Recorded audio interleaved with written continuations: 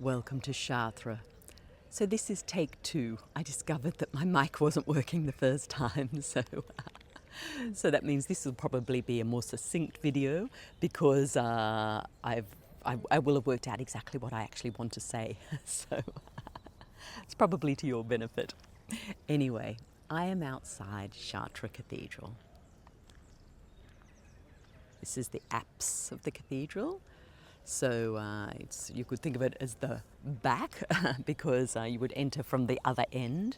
But it's a little bit quieter here. There's garden. I was hoping to film in the rose garden just over to my left, but there are a whole lot of gardeners there doing their early morning gardening. So you get to see the apse. Let me hold it. I'll put a couple of other photos up as well, so you get to see the whole majesty of this beautiful, beautiful Great Dame. I see her as she's a powerful, powerful woman, this one. So it's lovely to be here in Chartres. I have just had 4 full days in Paris, and I was hoping to create a video for you there, but I didn't feel inspired really, and so many of the places where I thought, oh, I could do one here, it was too much noise. And so I did create a meditation there by Notre Dame, and if you're part of my Sacred Site meditation series, you will have received that. But it just wasn't right for a video, so I thought I'll wait till I get here. It's early morning now, so there's not too many people around. The cathedral is about to open, but it just felt like this is the perfect time. Today's a busy day here because today is the day when they pull back the chairs and reveal the labyrinth, the ancient labyrinth that is on the floor here of Chartres Cathedral and is the midpoint of so much of the sacred geometry of the cathedral. But it's kept hidden 6 days a week, and I think they would like to keep it hidden 7 days a week. But anyway, they do now move the chairs on a Friday so people can walk the labyrinth. God forbid we should take that walk, connecting both our hemispheres and bringing us into wholeness in our own power. Anyway, I'll be doing that later today. Well, I'm going to do it. I might even do it a few times today. It's open for quite a lot of hours. I'm here all day. So I'm really looking forward to that experience. I was last here in 2006, so 20 years ago. And at the time I was on a journey I've spoken about before, which was the Templar initiation pilgrimage from Santiago de Compostela in Spain, which was the base chakra initiation, and then made its way through France up through to Scotland and finishes at Rosslyn Chapel in Scotland, which was the crown chakra. Well, the group that I was with, we came here to Chartres because this was the heart chakra initiation. Notre Dame in Paris was the throat, and I mentioned that in my last video. So I'm here at the heart chakra initiation point. And I also love that this is where the labyrinth is. You know, that actually in that walk to your center, to your wholeness, it's like the walk into your heart, to your true essence. So yes, I will be doing that quite a bit today. I'll also be following a book that I had bought. It's on my Kindle by Freddie Silva called Chartres Cathedral. And he actually takes you through the cathedral, like starting actually out here in this garden and then moving around the outside and then going through the inside and down into the crypt. And it's not your official tour guide.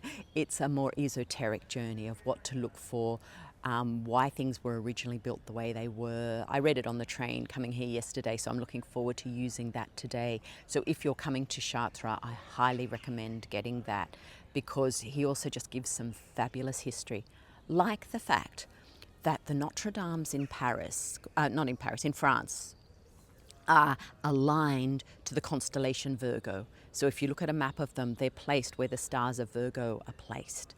And of course, the Virgin, the goddess, you know, and Notre Dame, you know, we've got all these links here to the divine feminine. And you know, there's so much story about, is Notre Dame, is Our Lady, is it? Well, of course, the church has made it the Virgin Mary, and others will say that because the Templars did really honour Mary Magdalene and John the Baptist, and so you know, is Notre Dame Mary Magdalene? However, these sites were also Isis sites. You know, in Chartres, the name originally came from the name of the people who lived here and Isis, and so it was a combination, just like Paris has Isis in its name. You know, and these sites were originally sites to Isis, and you know, regardless of what you call her, whether you call her Isis, whether you call her Hathor, whether you call her Mary, whether you call her Magdalene, whether you call her Inanna, any of the names, we're talking about the feminine principle.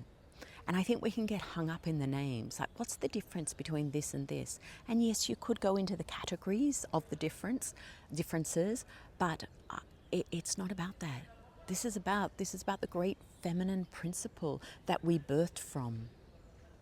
And I'm just seeing the sun just coming through here. It's just reminding me, oh, now I can't see the screen. There, I think you've got it. So the sun's risen just over there. It's going to move around a little bit more. It's still about a bit over 3 weeks till the solstice.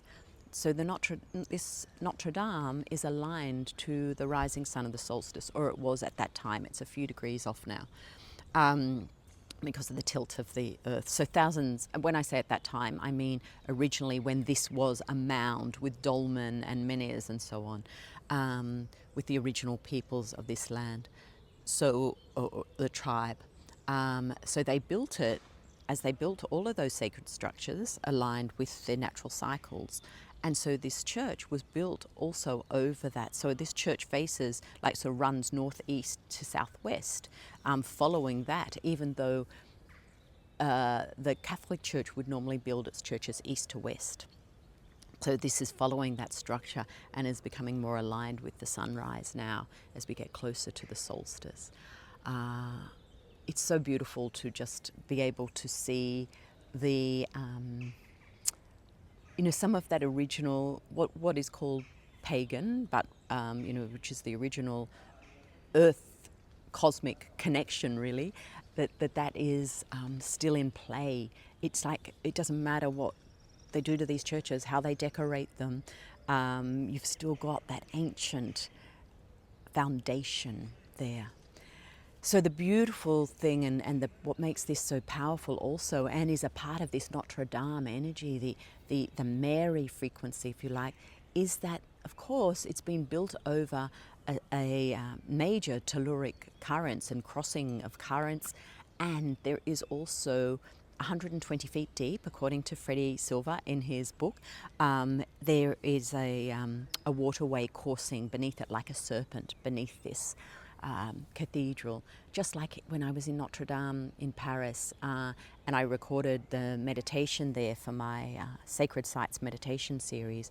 I was so aware of the water flowing around Notre Dame and also flowing beneath her, because this carries the frequency of the pure feminine, of the sacred waters, of the original creation energy, if you like. From the feminine perspective. So that is here, and that's what you feel when you find certain points as you're walking around the cathedral, walking over the floor, and you'll come to certain points where it's like, oh, I feel that. Funnily, yesterday I did have a chance when I arrived yesterday afternoon to walk around the inside of the cathedral, and the center of the labyrinth is visible because it's in the aisle that you're walking up. It's just all the sides are covered in seats. And so I stood in the center for a while, and then I thought, no, that's right. Then I sat down next to it and I actually said the rosary, connecting in with the center. And then I thought, I have to stand on that with bare feet. And so I took off my shoes and I stood on it bare feet, and I was probably there maybe 4 or 5 minutes, just meditating, feeling the energy come up through my feet before I got a tap on the shoulder. Put your shoes on, basically. And I was like, why? Like, what is so threatening? Sorry, I just realized I've been watching myself and not looking at the camera. My eyes are back on you. What is so threatening about me standing barefoot on the labyrinth? It's interesting. When I walk it today, I'm very interested to know whether I'll be allowed to walk it barefoot, because I did last time, 20 years ago, when I walked it. So I'm wondering if I will be able to this time.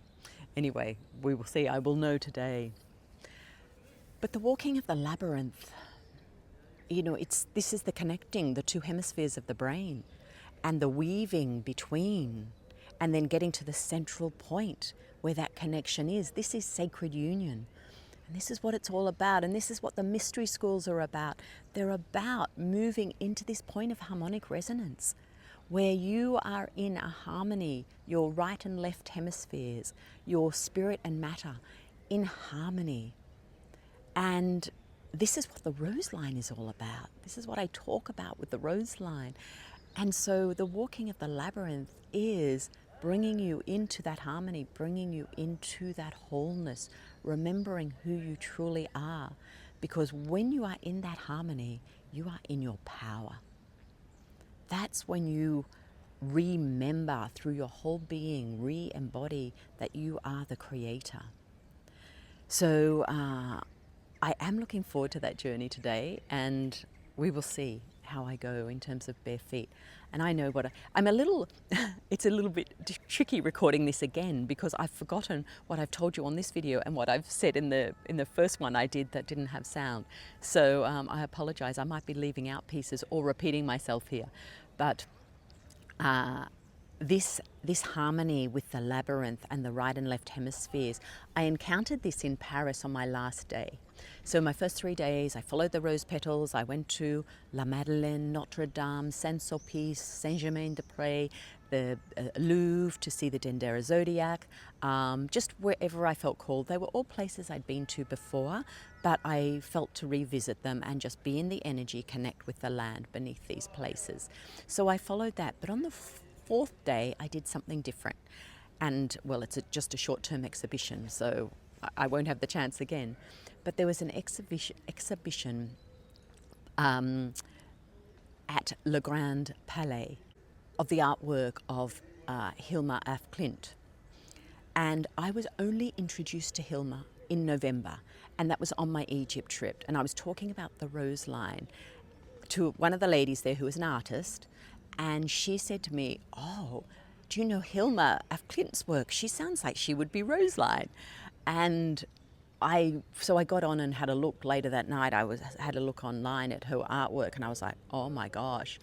And then I'm in Paris, and there's an exhibition of her work. So I went to the exhibition, and that morning I'd had a call with my membership, the Temple of the Rose, and we'd been talking about, or we'd been guided by Galadriel, who was holding that call. There's always one of the Roseline oracles comes through, and she was holding the call, and she was speaking about beyond words. And the call was very much focused on the right brain and being in the right brain, and out of the left brain detail and the right brain sort of more the bigger concept, the feeling, like beyond the words. And so we'd had this call, it was very activating, and then I go to the exhibition. And each of her works, her paintings, I would stand in front of and look at visually, and then I would close my eyes and feel the effect energetically. And they were nearly all about the connecting of the two hemispheres.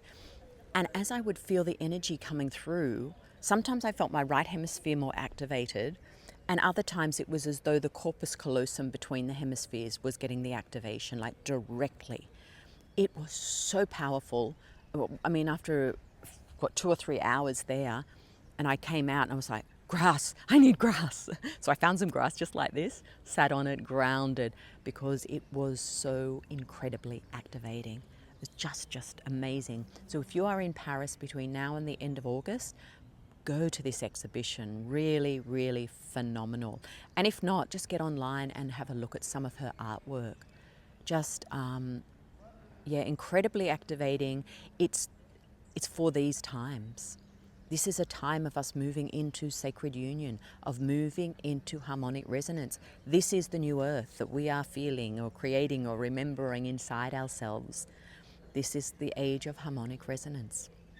And so her artwork, coming to somewhere like Paris, exposing her work to a whole other sort of group of people who may not get to visit in America or wherever it's normally shown, is an activation for people to remind them about this state of sacred union that is their natural state.